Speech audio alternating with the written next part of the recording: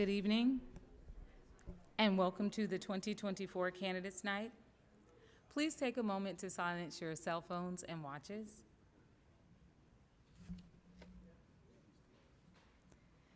My name is Chena Mapp, and I am the co-chair of the Voter Service Committee. On behalf of the League of Women Voters of Falmouth, I would like to express my appreciation to the candidates for participating and for the watching audience for coming tonight. A special thanks to FCTV Public Channel 6, FCTV.org, Roku, and Apple TV. This event is being broadcast live tonight and will be rebroadcast several times leading up to Election Day, November 5th.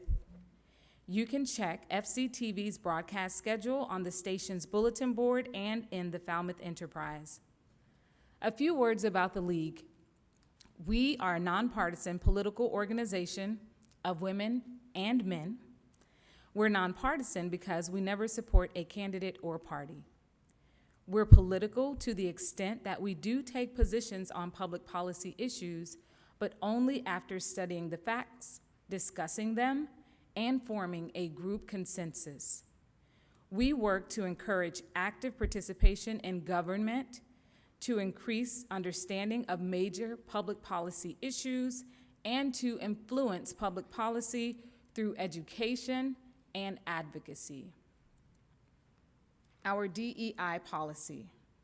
Discrimination or harassment of any kind will not be accepted within the League, including but not limited to race, socioeconomic status, age, ability status, religion, sexual orientation, national origin, gender identity, or marital status. The League is committed to fostering, cultivating, and preserving a culture of diversity, equity, inclusion, access, and belonging for all people. The League is an organization that respects and values the richness of our community and our members. The collective sum of our individual differences and life experiences represents not only our culture, but our reputation and the organization's mission and achievements as well. This election day, there are a number of lively contests among candidates who will represent Falmouth and Upper Cape residents at the State, House, and U.S. Senate. These candidates will be answering questions submitted by the League and members of the public. Our moderator is Mindy Todd. It is now my pleasure and honor to introduce our moderator, Mindy Todd. Thank you, Mindy.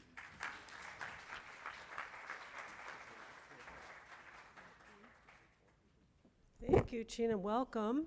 A couple notes on the format this evening. Our candidates are going to have a minute and a half, 90 seconds to answer questions, and a minute and a half for their closing comments at the end. We have our timekeepers right in the front there. So they'll give you a little signal when you have, 30 seconds left? 30 seconds left, and then your time is up. And you get the hook after that, so be careful. All right. We've got 3 races that we're going to be hearing from tonight, 3 sets of candidates. Our first are the candidates for state representative in the 3rd Barnstable District, David Vieira and Kathy Fox Alfano, sorry.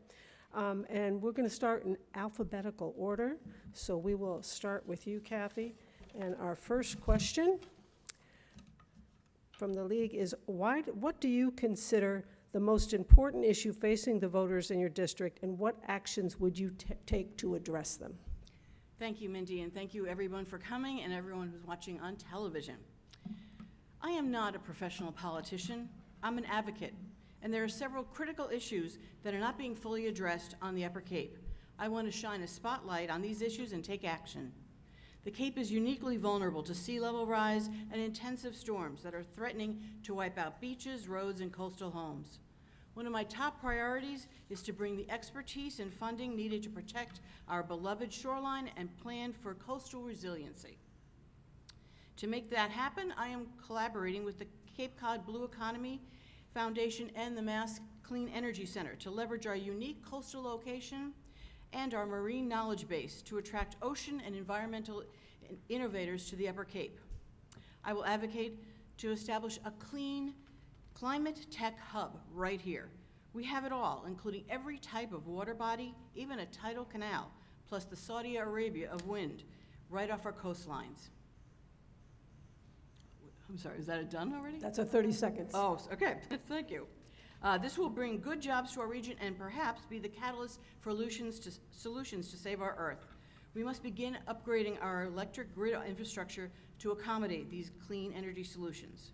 I will establish a Clean Water Caucus to address critical issues surrounding our precious waters. I will collaborate with various pond coalitions and the Barnstable County Clean Water Initiative to increase state funding and grants to study and create effective and cost-efficient solutions to preserve our fresh waters. All right, thank you. Dave, same question. If you live in the 3rd Barnstable District, I'm your state representative, David Vieira from T-Ticket. I'm your state representative regardless if you are a registered Republican, Democrat, or Independent. When re-elected to serve you in the 194th Massachusetts General Court, there'll be a myriad of issues to deal with, from new canal bridges to the opioid crisis, the migrant crisis driven in part by our right to shelter law, water quality, as you've already heard, housing, childcare, and access to mental health care, just to name a few. Many of these challenges have one thing in common: they're expensive to tackle. So for me, my priority will continue to be affordability. Affordability for the taxpayer and the consumers of those services. You know, we just passed the Affordable Homes Act at the end of formal sessions. Now we need to implement it. As ranking member of the Joint Committee on Bonding, it will be a focus of mine to make sure that we fund the historic investments promised by the Homes Act.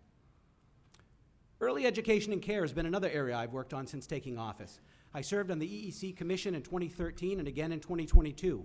In both of these reviews, we identified affordability and access to quality education as fundamental to closing the achievement gap in high school and for supporting families' ability to participate in the workforce, particularly women and people of color. Another aspect of affordability is dealing with water quality, as you heard.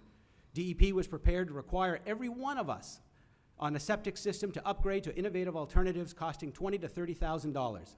I will continue to work with our communities on watershed plans as a reasonable alternative to everyone having to replace it. David, so for me, affordability is the top All priority. right, David, you're first on this question. Massachusetts has faced many hurricanes and other natural disasters over the years. How much should the burden of helping communities recover be borne by Massachusetts, and how much by the federal government? Well, you know, we end up paying, in the Northeast, exorbitant rates in the insurance market. And part of that is to be able to pay for the insurance collateralization around the United States, right? So currently, the priority in our system is FEMA, is the first round. But I'm also on the Emergency Management Committee in the legislature, and we have talked about opening up disaster assistance programs that are collateralized specifically within the Commonwealth. But what we need to do is to make sure that we operate under what's called the Stafford Act. The Stafford Act, when you hear the president declares an emergency, whether it's a hurricane or a forest fire or something, under the Stafford Act, it really lays out where the National Insurance Program can get involved, and then where either individual assistance or public assistance programs are available that are funded by the United States Congress. So for me, the priority has got to be at the federal level, but I do think that Massachusetts, because of our unique nature, needs skin in the game, and my committee will continue to review and look at collateralizing a Commonwealth plan. Thank you. Kathy?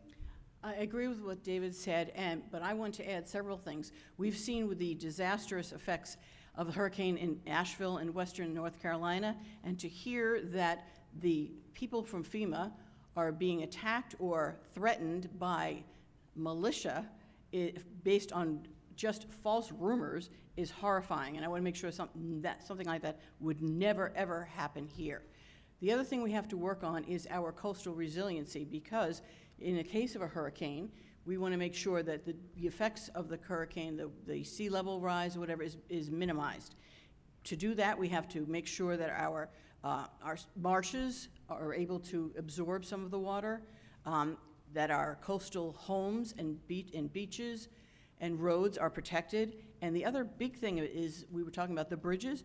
The bridge must be a efficient effective coastal evacuation route.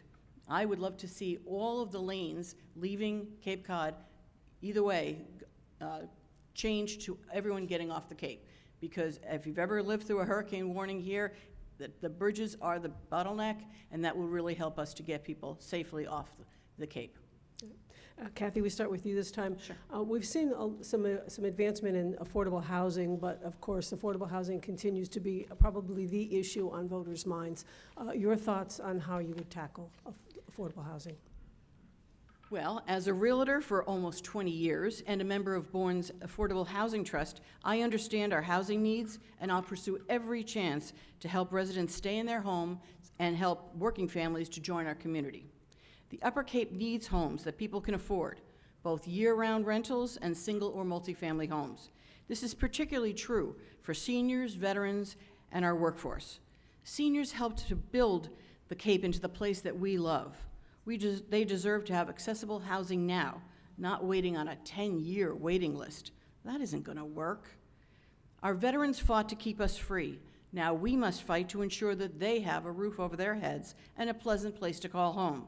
It is the very least we can do to thank them for their service to us.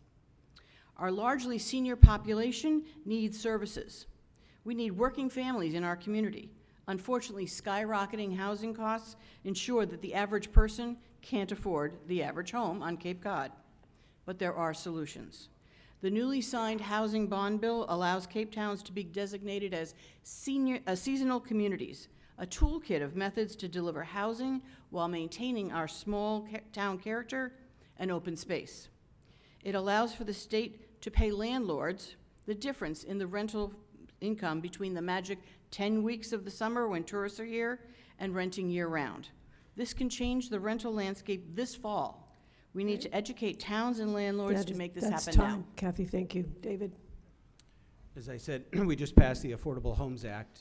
I did vote for that. It was a split vote because it came out late at night on a 23-hour session, and there wasn't a chance for everyone to read the hundreds of pages that came out of that. But the investments and the work that I had done as a ranking member of the bonding committee leading up to that conference committee report, this is clearly a priority, and we needed to move forward. First, accessory dwelling units by right. That is going to be a little bit of an issue here in Falmouth because it prohibits our bylaw in Falmouth, which requires residency.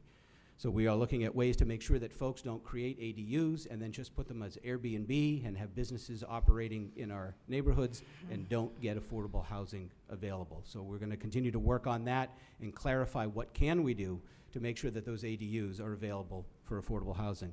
The other one is the MassWorks program. Market Street Extension in Mashpee, many of you have seen that. We have new affordable units and apartments over commercial space. I worked with the administration and the town to get the MassWorks grant to help put the infrastructure in for wastewater to reduce the cost of the development so that we could have 25% of those units as affordable units. And finally, our housing authorities have many units that are not online because they don't have the money to bring them up to code and to fix them. Somebody leaves, they stay vacant for months and sometimes a year. We have investments in the Homes Act that we need to continue each year to release those funds so that we can make sure that when someone leaves an affordable unit, and we're talking about wait lists, they can get into one within 30 to 45 days. Thank you. All right, David, we start with you this time. Where do you see opportunity for economic growth in the district? Well, I think there's a lot of opportunity, particularly around the blue economy. We have a unique coastal environment that houses a diversity of industries related to the ocean.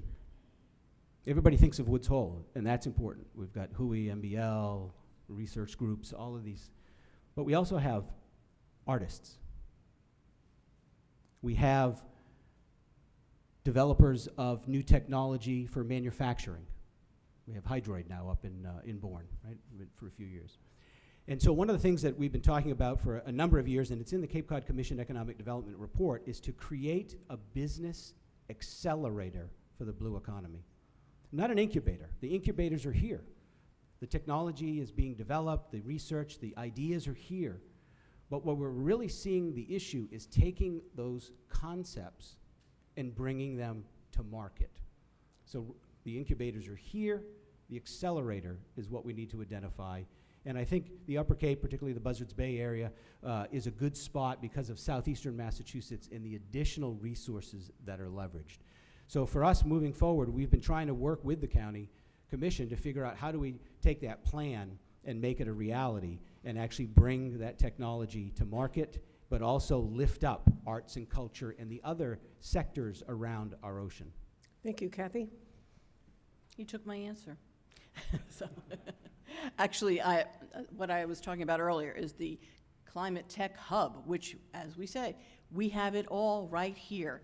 We have a tidal canal, which we now have, where they're researching to see if power can come from the tides, which is great. We have ponds, we have the kettle ponds, we have rivers, we have estuaries, and we have the bays and ocean. We should take all of the natural resources that we love and, yes, make them into innovative ways to solve our climate problems. And yes, I think we need a climate tech hub. There is a great push now within the Healy administration to have a clean energy center, and I want to make sure it comes right here where it should be, where we have such knowledge and opportunity. Thank you. We're going to move into closing comments now, and Kathy, you go first. Sure.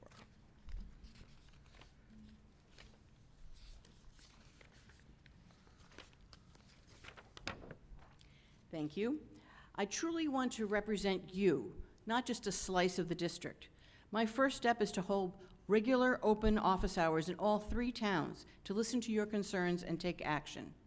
I truly want transparency.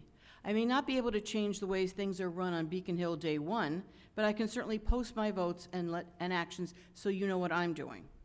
I will always fight for women's health care, reproductive rights, advocate for veterans, LGBTQ, indigenous, and senior populations. Unlike my opponent, I will champion gun sense legislation and medical aid in dying legislation.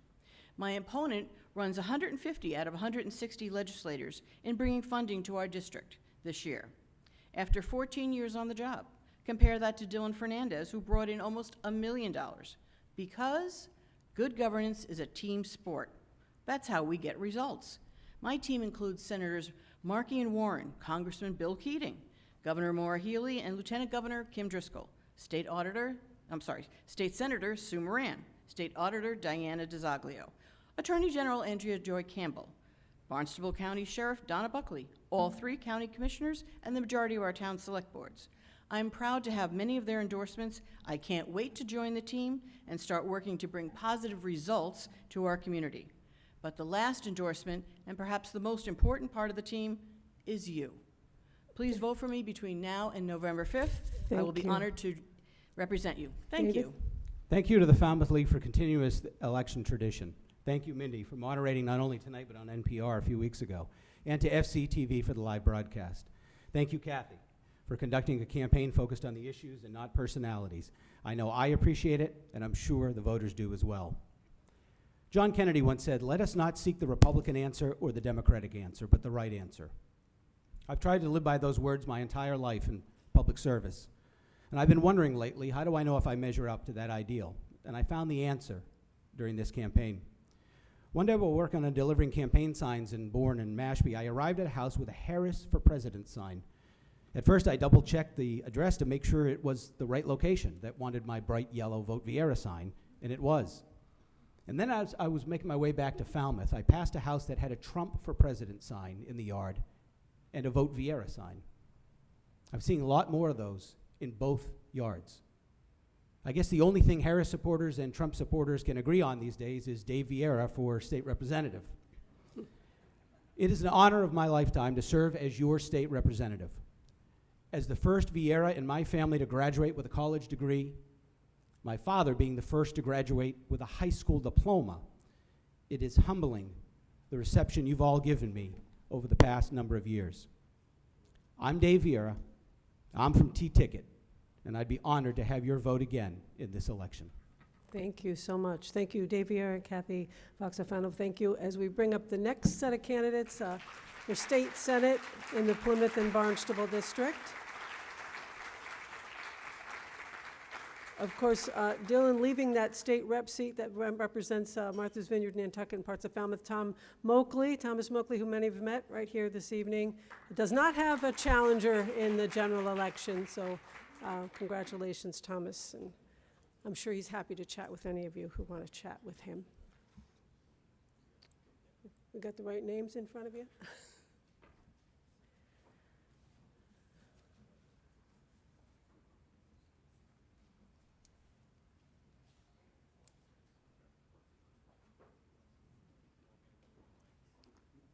Okay, candidates for the state Senate seat representing Plymouth and Barnstable District. They are Dylan Fernandez and Matthew Mortori. Welcome to you both.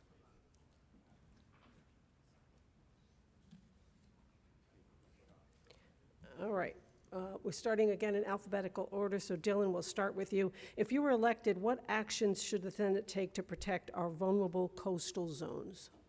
Well, there's a lot of actions that we can take, and there's a lot that we've done. Thank you, Mindy, for hosting. I'm Dylan Fernandez. I'm running for state Senate in this area. It's an honor to have represented Falmouth and the islands for 8 years in the legislature. I'm the vice chair of the Committee on the Environment, so a lot of these issues, am I getting feedback? I'm sorry. Yeah. Pull it a little closer maybe, yeah, there you go. Okay, is this better? I think so. Is this good? Is this good in the back? Yeah. Okay. So a lot of the big environmental issues, that have come before the state are something that go through the committee that I serve in a leadership position on. Passed a number of pieces of bills around environmental policy. The state could get to net zero carbon emissions tomorrow, and still our sea levels are going to rise by 2 to 6 feet. Storms are going to get worse, and so we need to be planning proactively on how we're going to address this. And our coasts are incredibly vulnerable, and so we need to put a lot more funding into our municipal vulnerability preparedness program. This is a program that we passed through the legislature a couple sessions ago that gives each town the ability to plan, and now we need to put money into it so that they can have solutions for dealing with coastal resiliency. A big part of that, and the first step on this, is around supporting nature-based solutions, restoring our estuaries, restoring our rivers, restoring our bays, so that when the water comes in, it's going into places that already have water and not pouring into our streets. And then the state has to update our regulations around other issues as well when it comes to more funding. Thank you. Matthew, same question. Yeah, thank you. First of all, thank you, Mindy, and thank you for the league for actually putting this on. I'm Matt Muratori. I am currently the state rep out of Plymouth, been the state rep for 10 years now, and it's really been an honor of my lifetime to actually serve the Commonwealth. I do agree with a lot of what Dylan said. We in Plymouth actually have seen so much coastal erosion that we've had people, losing their houses on the coast, and we have people that their values of their homes have actually gone down. So there is a lot more that we can do and we need to do as a Commonwealth, and I'll be working alongside my colleagues to actually help in any way we can to help resolve the issues, or at least make them less of a problem. Thank you. Matthew, start with you this time. A majority of Massachusetts voters are in favor of medical aid in dying, and there's strong support among lawmakers. What is your position on this issue and why? Yeah, that was asked on the debate we did with you as well, and it's an interesting one. I struggle with that a little bit because I am Catholic, but I do understand the other side, and there was a gentleman from Falmouth that I spent a lot of time talking with about this, and he did make a lot of sense with what he had to say as well. And I think we need to see the final legislation. As you know, there's about 7,000 bills that come through the House on every session, and you really can't look at all the bills, so you have to wait till you actually see the bill come in front of you. So it's hard to say yes or no at this point until I actually see something in front of me, but I think what the gentleman told me about, I think he's a physician as well, made a lot of sense to me of why it would be a reason to do it. So, thank you. Dylan? Yeah, I support medical aid in dying. I've supported it since my first session in the legislature. I don't think that anyone should needlessly suffer at the end of their life, and I think this is an option. People don't have to do this if they don't want to. The legislation's been around for a very long time, actually, and it's been around for well over a decade. There's been changes to it over time that strengthen issues around the disability community and take into consideration some of the concerns that they've had. And so now it's actually a really strong piece of legislation, has been for the last couple of sessions. Frankly, this is something that I would want to have the option to have at the end of my life. And I know people in our community who've had a spouse or a father that have, suffered at the end of their life with a chronic, and debilitating cancer, and they really struggled with it, and they really wanted to have this option. And so, their stories, along with Roger Kligler, who's right in the back and has been a leader on this in the state, I think is really compelling. And, the polling shows the vast majority of voters actually want this. And other states have done this for years, and there's no reason that people who are suffering should have to travel out of state at the end of their life to get this care as well. Dylan, we start with you this one. What do you consider the most important issue facing residents of your district, and what action would you undertake to deal with this issue? Sure. I mean, there are several issues, but if I was going to raise one, it would probably be the issue around affordable housing here. It is just profoundly unaffordable to call Falmouth and the Cape and this whole district a home. People are leaving. There's a lot of talk about people leaving Massachusetts and who they are. A lot of them are actually look like me. The biggest percentage is people, in their 30s, late 20s, who just can't afford to live here. And a lot of my friends have given up even trying to buy a home. But we also have seniors who want to downsize, can't find a home. We have working families, middle-class families that can't find a home. And it's a real struggle. We've gotten to the point where 50% of the workforce is coming over the bridge to work here. So we need more housing support. The good news is we did pass the largest housing bill in a generation in the Affordable Homes Act. It has several components to it, but it's the biggest investment in housing, not just around building, but also about rental assistance, around supporting veterans. We passed a seasonal communities component to that, so there's going to be special regulations issued just for Falmouth and the Cape Towns. It's a distinction in this race. I supported that bill.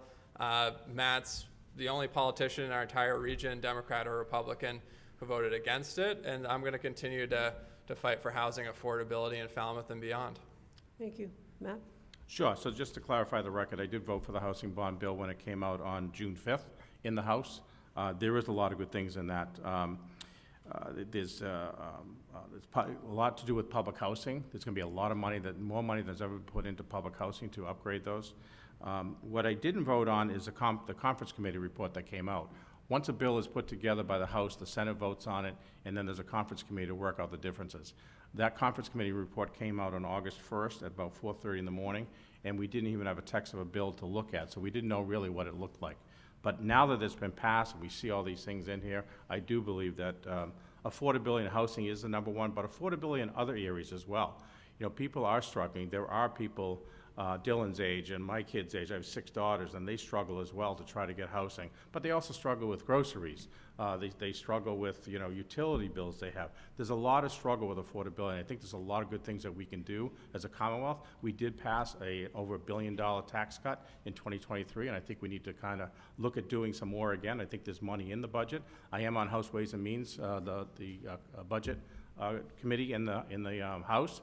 And I think there is money in there to do another major tax cut to help seniors as well as folks that are starting out to try to buy a home for the first time as well, because we are losing people. We're losing a younger generation, and we're also losing people on the people who are retired or semi-retired to retired as well, because they just can't afford to live here anymore. Thank you. Matthew, we'll start with you this time. Your thoughts on climate mitigation goals or coastal resilience? What's your plan? Yeah, I think, again, as I talked about, the coastal erosion that's really happened, it's really been an issue for a long time now. And I know there's an environmental bill that will probably come out next year that we're going to be looking at. I think we've been able to do, some good things, but, a lot of it has to do with, federal regulations as well. And I think we need to kind of look at all the regulations, see what we can do differently to balance what the consumer needs, as well as what, how to combat the climate change, because the climate change is real, and there are issues with that, and we have to start tackling those even more aggressively than we are now. Thank you, Dylan. Yeah, there's no bigger issue that long-term is going to impact communities like Falmouth and coastal communities throughout the region. There's more to do here. As I mentioned, we passed the MVP legislation. We need to put more funding into that. Next year, the governor is going to file an environmental bond bill. A big component of this will be putting money into that so that communities can start with nature-based solutions to mitigate sea level rise and encourage coastal resiliency.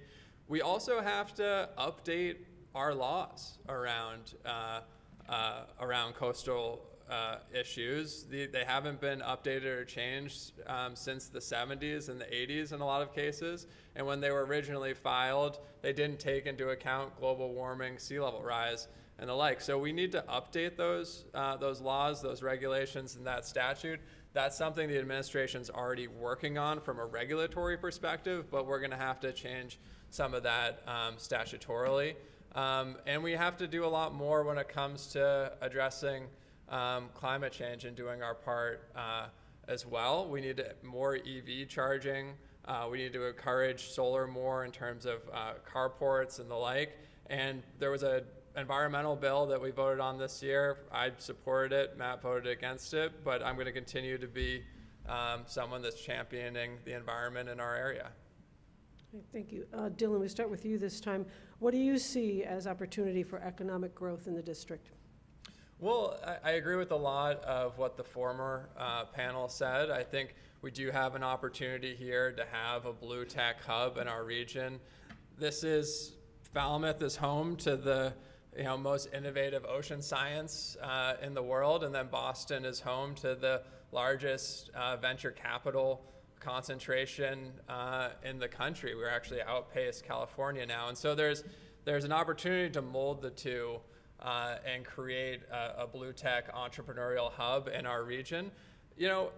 Another part around this is not just about big kind of innovation tech jobs, it's also about supporting our tourism industry. Massachusetts as a state does a terrible job of supporting tourism. Our budget compared to Colorado, New York, other states, it's pennies compared to what they spend to support their tourism industry. And a lot of times, when people come in, this is other people's tax dollars that are supporting our economy. And, we need to diversify here, thank you. But this is a really important thing that Massachusetts is, I think, asleep on the wheel on. And then the last thing I'll say around this, and there's a lot to say, is we need high-speed internet on the Cape. We don't have it. We can't be talking about creating entrepreneurial hubs. We can't talk about advancing anything around innovation unless we're building out the last mile of high-speed internet. Thank you. Matthew?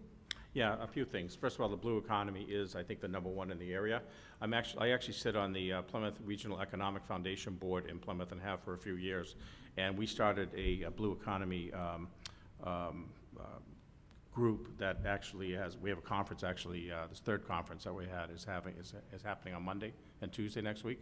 And it's bringing people from all over together because we have an opportunity here all up and down the coast to actually enhance that. We are seeing some businesses starting to come through to Plymouth as well to benefit the blue economy.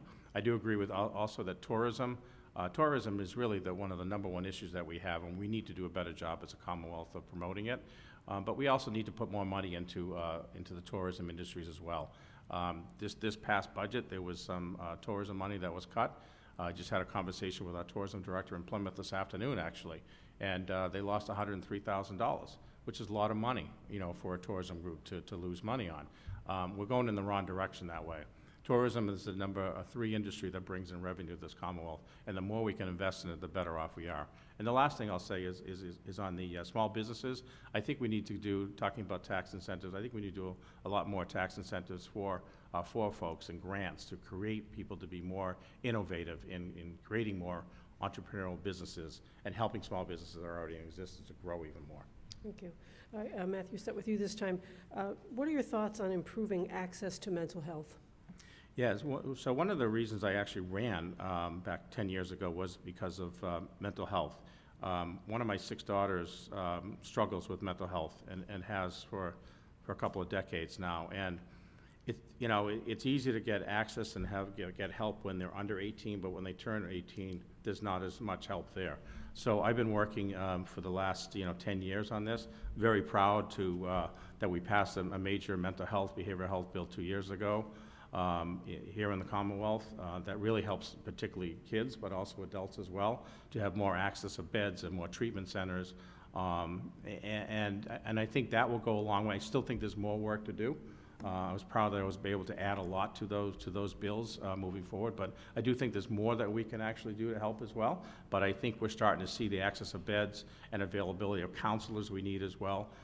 Social workers, we need to pay them more, help them with their student loans to get more professionals in the industry, and that'll help go a long way.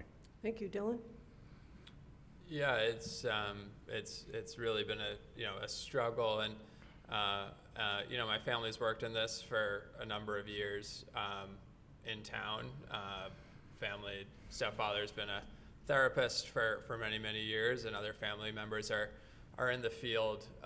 We've done a fair amount to expand mental health services in the state. Since my time in the legislature, we passed telemedicine, which is really important, especially for geographically isolated regions like ours. And then we passed a large mental health bill that gets around health parity.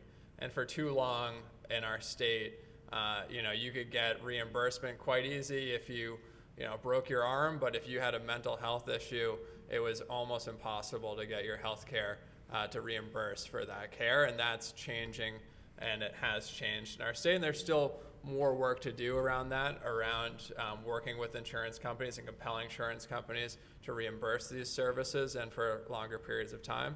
And the other component of this that I just want to touch on is, and it's different but related, is around substance misuse issues as well. And the Cape has been particularly hard hit when it comes to the opioid epidemic. We need to really be investing in harm reduction there so that we are keeping people alive and getting them the treatment that they need. Thank you. We're going to move to closing comments now, and Dylan, it is your turn to go first. Sure. Well, thank you, Mindy. Thank you all for coming out. Thank you, Matt, for joining me. I'm Dylan Fernandez. I'm a lifelong resident of Falmouth. I graduated from this high school. My family came here 4 generations ago from the Azores. There were strawberry farmers here in Falmouth.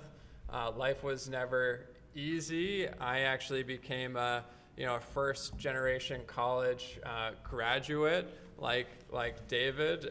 Got a undergrad degree in economics, master's degree in public administration from Harvard, and then got involved in public service to give back to the community, country, town, commonwealth that I love, and has really given me and my family so much. And I've brought that energy to helping people in the legislature, where I passed 30 bills into law, brought women's reproductive health care to our region, brought millions of dollars down to our region. I've been a leader on preserving our environment, and I'm a proud local public school graduate from a small business family here in town, so I know how important it is to support public education and housing and childcare for people.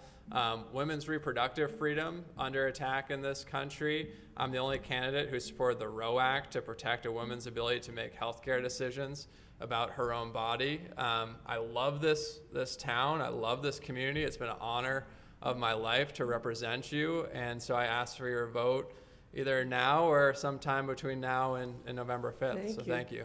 Matthew? Yeah, well, first of all, thank you, Mindy, and thank you to the League and Falmouth Community TV for hosting this.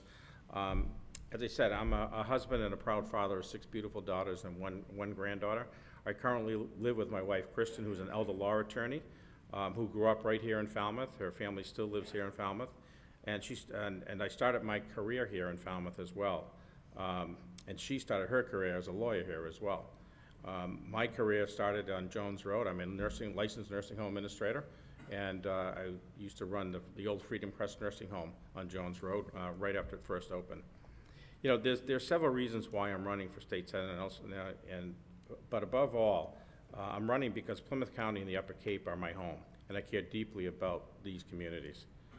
While I live in Plymouth today, my first job, as I said, was a licensed nursing home administrator. I actually got married here. Kristen and I got married here at St. Patrick's.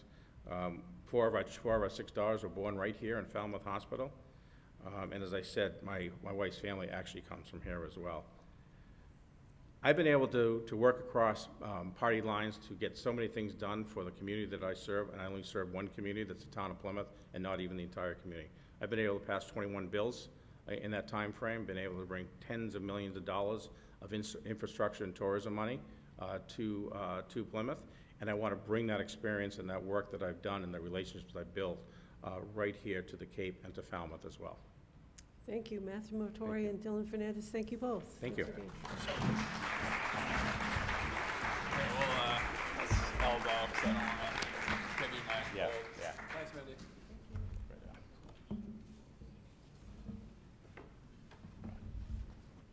Thank you very much.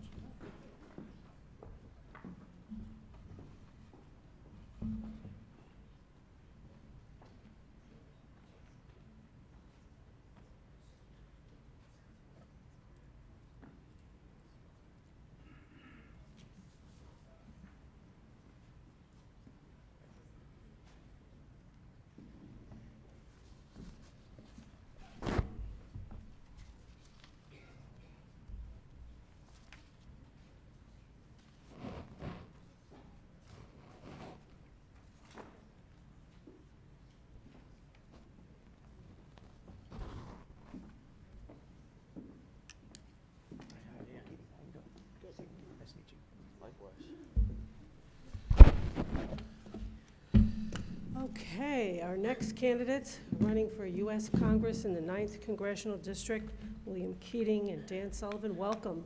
Great to have you both here. Again, I think we'll start in alphabetical order since that makes it easier. Bill Keating, what legislation do you think is most imperative that Congress pass this next year, and why? Well, thank you, and I'd like to thank the League for sponsoring this forum, something the League has done since 1920, which was 6 months before women even had the right to vote. Over the decades that followed, the League's priorities during those decades, frankly, have been my priorities to follow. They mirror mine today. Voting rights, Social Security, Medicare, Roe v. Wade, the Affordable Care Act, environmental protection and climate change. And during that same period, the U.S. and their allies fought a war to preserve democracy and preserve it and save it from fascism. After that, they ushered in an unprecedented period where security and peace and prosperity had never been seen in modern history by working with our Western coalition. So then, why is this a big election? Well, the Supreme Court has turned back on the clock on voting rights. It's destroyed 50 years of precedent versus Roe v. Wade. And the Republican House leadership already supports legislation to cut Medicare, Social Security, eliminate the ACA, and environmental protections and climate change issues, and further weaken Roe. I was there on January 6th when Trump incited a riotous mob to violently stop the peaceful transfer of power, the core of our democracy that so many people, including my uncle, lost their life to defend. My priority is to continue to fight to defend democracy and our basic rights, which are in jeopardy now more than they ever have been before. Thank you. Dan? Sure. My name's Dan Sullivan, and I'm the Republican candidate for the 9th Congressional. I believe the two most important acts of legislation we need to pass is, one is border security. The second is voter ID. Border security. Our border is out of control. We've got estimates of 11 million folks that have entered this country illegally. We've got more than 355,000 migrants who've entered this state illegally. I work as a nurse. I work with many legal immigrants who came to this country. They played by the rules. They came here, they built careers, they built families, and they built lives. They are appalled by what's happening over the last couple of years. I work in a community hospital in the inner city. I also work in one of the state prisons. And it's a universal sentiment. So the first thing we have to do is we have to close the border. Closing the border will also curtail the drug trafficking and the human trafficking. The second thing is voter ID. We are the only, every European democracy requires voter ID, and you don't hear a word about voter suppression or election fraud. So I believe that those are the first two things that's going to create confidence in our system: border control, voter ID. All right, Dan, we start with you this time. What is your position on women's rights to reproductive health and why? Okay. I'm not a lawyer. I know Bill is, but I know that Roe v. Wade was not an act of legislation. It was a court decision, and it was in place for 51 years. And during those 51 years, both the Democrat Party and the Republican Party had an opportunity to codify Roe v. Wade, but they all chickened out. They all cowered. In fact, between 2008 and 2010, when Barack Obama was president, he had a supermajority in Congress. He had an opportunity then to incorporate or to codify Roe v. Wade into the Affordable Care Act. He opted out. He wanted to keep that a wedge issue. He wanted to continue to campaign and fundraise and divide and conquer people. That's wrong. I know that there's a lot of criticism about the overturn of Roe v. Wade. Keep in mind, the very same Supreme Court also rebuffed two efforts by two different states to restrict the abortion pill. I'm going to give you one last thought. In my 20s, I conceived with my girlfriend, and I asked my girlfriend to get an abortion, and she said no. I respected her decision. 29 years later, I've got a wonderful son who's a successful engineer, newly married, and just bought his first house.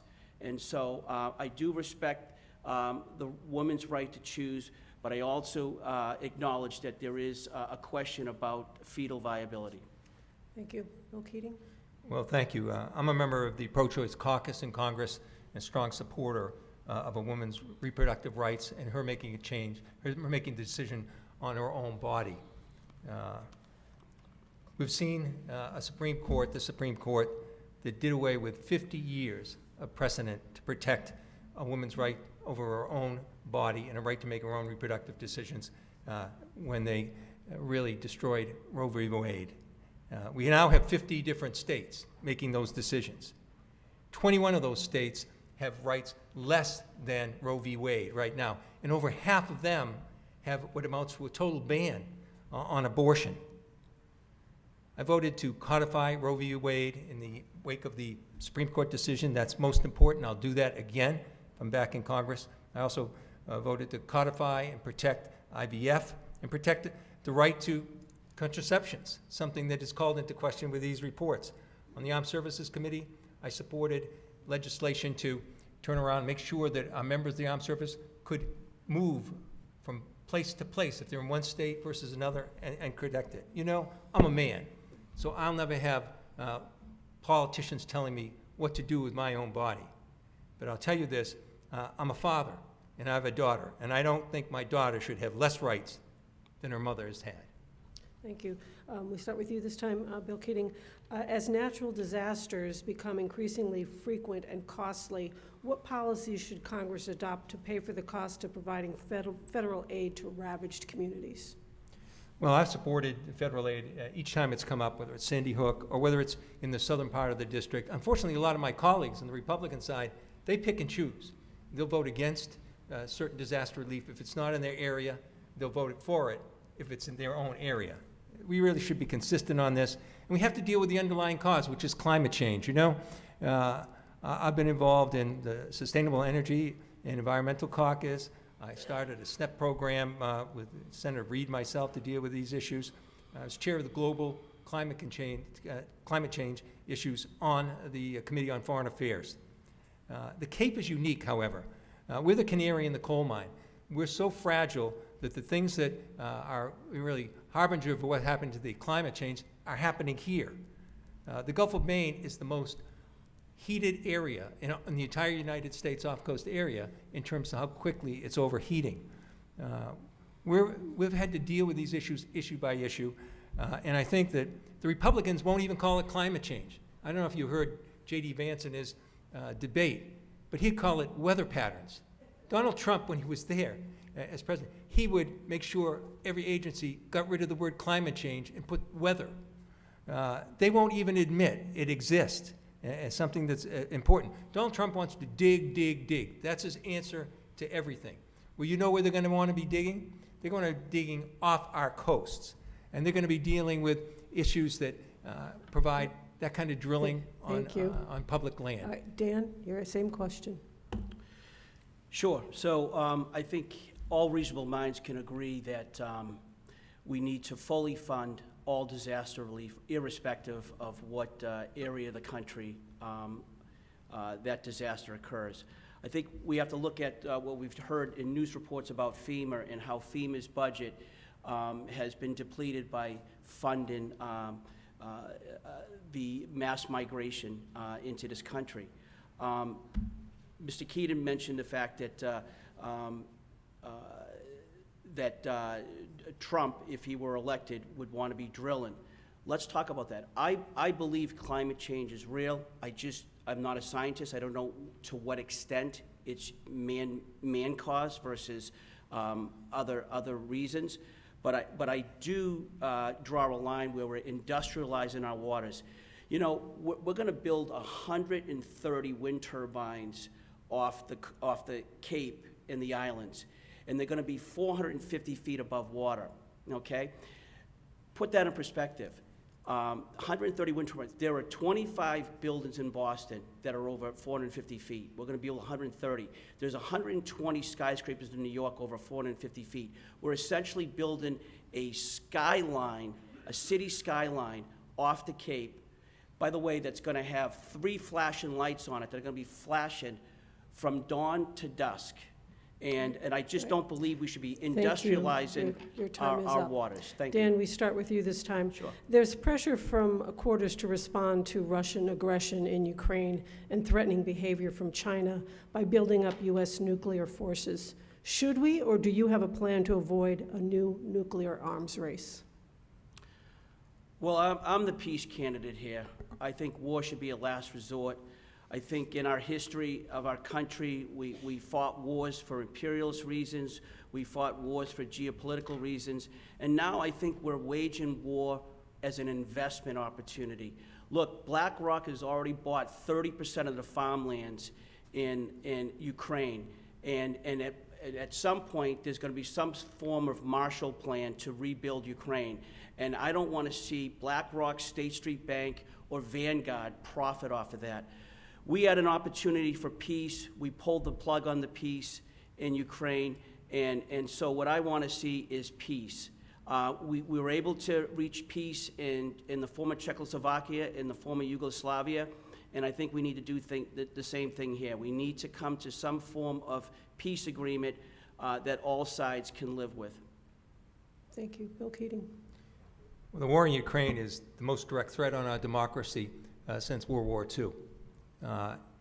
NATO allies have gone together with 50 other countries with leadership of the United States to go ahead and coalesce against this kind of illegal and Russian aggression. I talked to the people that whose families were disrupted.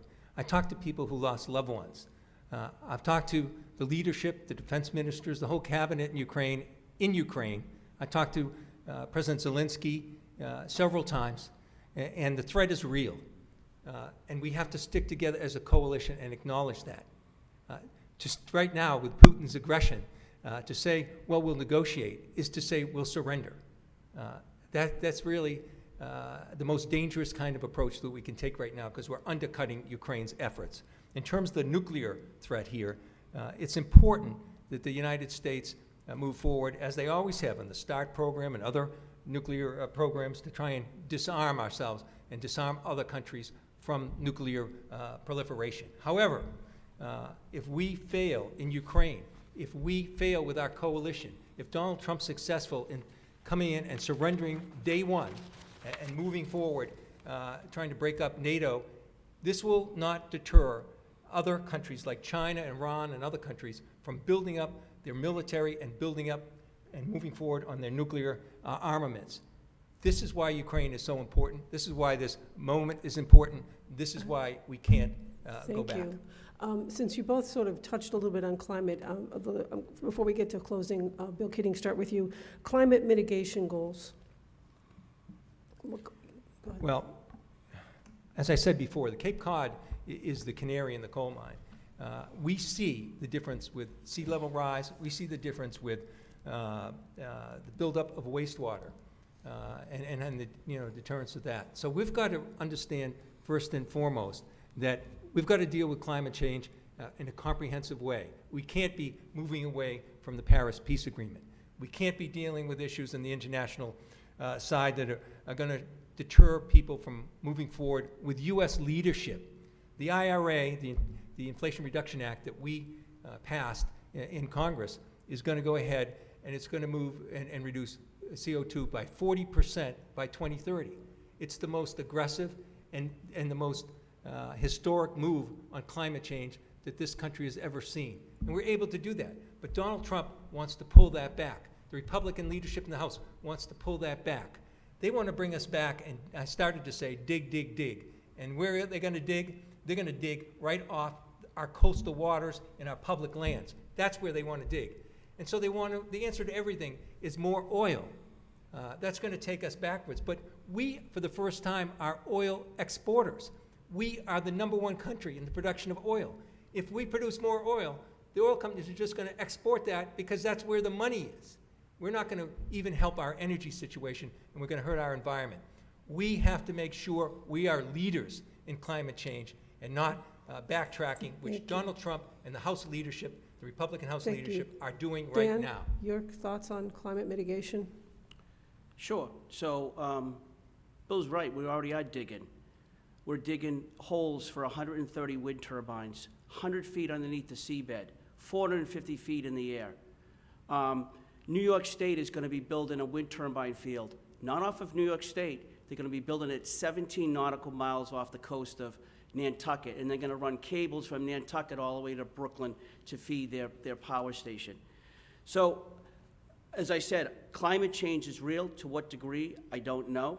I have an open mind about it, but I do not believe that the solution to climate change is industrializing our waters. I think all reasonable minds can agree that the Cape waters in Nantucket Sound is a very fragile ecological system, and we're industrializing it at such a rapid and reckless pace, it might be irretrievable.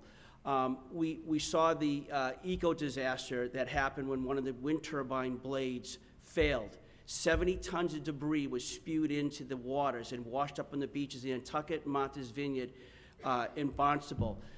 With all due respect, Mr. Keating called that a blip. I call that an eco-disaster, not a blip. With that being said, I think we have to respect science, but at the same time, we also have to balance respect with science with also common sense. All right, we're going to move to closing comments. Dan, you go first. Sure. Thank you, voters, and thank you for the League of Women Voters. Look, this election is about a few things. One, it's about the defense of democracy. It's about free and fair elections. Every European democracy requires voter ID, and you don't hear a peep about voter suppression or election fraud. We're the only democracy in the world that allows early voting and late counting of ballots. This election is also about the ABCs. It's about affordability in housing. It's about affordability in education and healthcare. It's about border control. It's also about control in mass illegal migration and crime prevention. This election is also about the kind of life you want for yourselves, your children, and grandchildren. Are you satisfied with the high inflation, interest rates, and living costs? That home prices have doubled in the last 3.5 years? That your children and grandchildren may never be able to afford a home, raise a family, or enjoy a retirement unless they're privileged to have a family inheritance or a trust fund? If you think your children are anxious, depressed, and confused now, you haven't seen anything. And I work as a nurse. I see it every day on the job. My wife is a public school teacher of 30 years. She sees it every day on the job. We've had 1.2 million immigrants who've come to this country legally, play by the rules. We have 355,000 folks who've come to this state illegally. Your taxes will increase. Look, I'm a registered nurse. I'm an independent-minded, common-sense professional. I advise all my patients, everything in moderation, including moderation. Today, we have no moderation in our politics. It's winner take all. It's my way, the highway. It's the ends justify the means. Thank you. Thank you. Bill Keating. I want to thank you again, Mindy, and thank the league. I think that this is an election where we have to put people ahead of politics. Some of the things we touched on briefly, there's a bipartisan border security bill. 2/3 of the senators supported it. I think over 300 House members would have. Donald Trump stopped it because he put politics ahead of people. We haven't touched much on health care, and what would this House leadership and Donald Trump would do to health care issues, doing away with pre-existing conditions, the Affordable Health Care Plan, Medicare. But I think this is really the point of the program where I think the candidates ask you for your vote. So I respectfully do that. But I want to promise one thing as I do that. I'm going to promise you one thing that people that still deny that Donald Trump lost the election can't promise you. People who do not believe in the peaceful transfer of power. And those who believe a strong man is preferable to a strong democracy. Well, here's my promise.